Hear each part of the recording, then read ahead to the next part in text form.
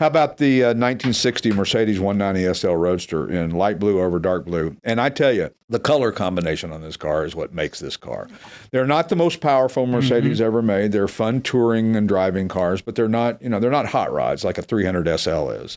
But man, oh man, this blue over dark blue is stunning. Beautiful restoration, 1.9 liter single overhead cam 4-cylinder, 4-speed manual, soft top and the hard top, both tops. A beautiful leather interior.